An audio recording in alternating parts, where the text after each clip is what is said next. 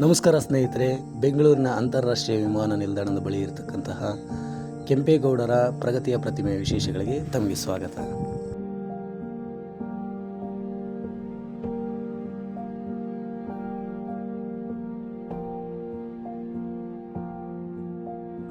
ನೂರ 8 ಅಡಿ ಎತ್ತರದ ಈ ಪ್ರತಿಮೆಯನ್ನು ವಿನ್ಯಾಸಗೊಳಿಸಿದಂಥವರು ರಾಮ್ ಸುತಾರ್ ಎನ್ನುವಂತಹ ಶಿಲ್ಪಿ.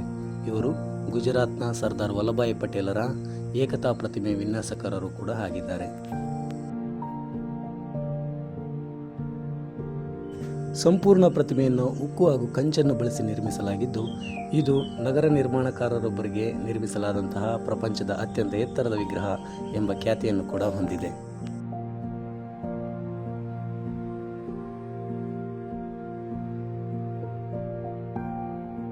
ಪ್ರತಿಮೆಯ ಪೀಠದಲ್ಲಿ ಬೆಂಗಳೂರು ನಿರ್ಮಾಣದ ವಿವಿಧ ಹಂತಗಳನ್ನು ಸೂಚಿಸುವ ಉಬ್ಬು ಶಿಲ್ಪಗಳನ್ನು ನಿರ್ಮಿಸಲಾಗಿದೆ.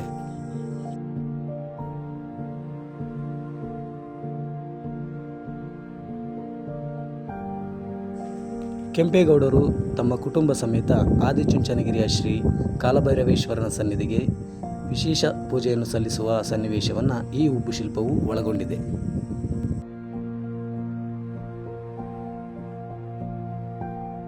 ವಿಜಯನಗರದ ಅರಸ ಅಚ್ಯುತ ದೇವರಾಯರಿಂದ ಅನುಮತಿಯನ್ನು ಪಡೆದ ನಂತರ ಬೆಂಗಳೂರು ನಿರ್ಮಾಣದ ನೀಲನಕ್ಷೆಯನ್ನು ಪರಿಶೀಲಿಸ್ತಾ ಇರತಕ್ಕಂಥ ಕೆಂಪೇಗೌಡರನ್ನು ಈ ಉಬ್ಬು ಶಿಲ್ಪದಲ್ಲಿ ನಾವು ಕಾಣಬಹುದಾಗಿದೆ.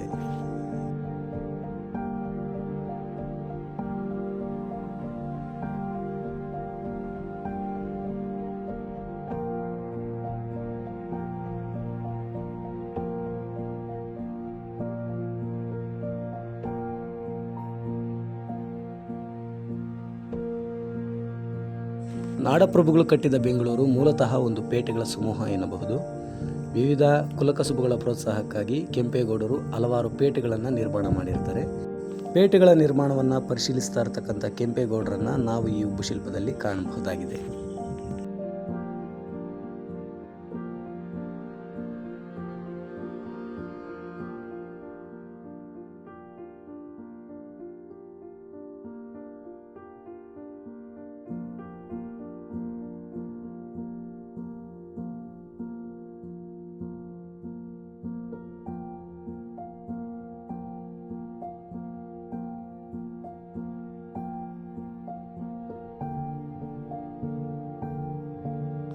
ಬೆಂಗಳೂರಿನ ಐತಿಹಾಸಿಕ ಹೆಗ್ಗುರುತುಗಳಲ್ಲಿ ಒಂದಾದಂತಹ ಬೆಂಗಳೂರು ಕೋಟೆಯ ನಿರ್ಮಾಣವನ್ನು ಈ ಉಬ್ಬು ಶಿಲ್ಪದಲ್ಲಿ ಚಿತ್ರಿಸಲಾಗಿದೆ. 1537ರಲ್ಲಿ ಕಟ್ಟಲಾದಂಥ ಈ ಕೋಟೆಯನ್ನು ನಾವು ಇವತ್ತಿಗೂ ಕೂಡ KR ಮಾರ್ಕೆಟ್ನ ಬಳಿ ಕಾಣಬಹುದಾಗಿದೆ.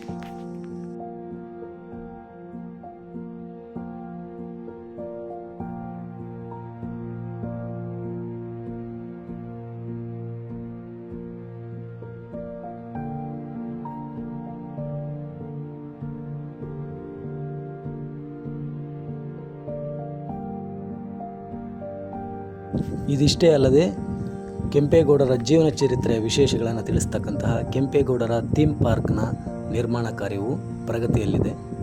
ಹಾಗೂ ವಿಗ್ರಹದ ಹಿಂದೆ ಒಂದು ಕಾರಂಜಿ ಕೆರೆಯನ್ನು ಕೂಡ ಕಾಣಬಹುದಾಗಿದೆ.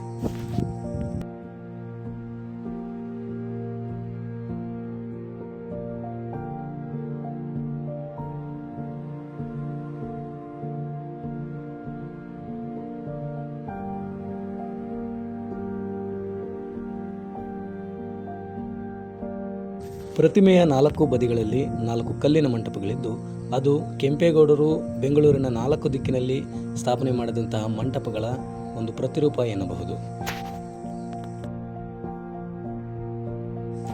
ಇದಾಗಿತ್ತು ಸ್ನೇಹಿತರೆ ಇವತ್ತಿನ ಪ್ರವಾಸ ಕಥನ. ನನ್ನ ಈ ಪುಟ್ಟ ಪ್ರಯತ್ನ ನಿಮಗೆ ಇಷ್ಟವಾಗಿದೆ ಅಂತ ಭಾವಿಸಿದ್ದೀನಿ.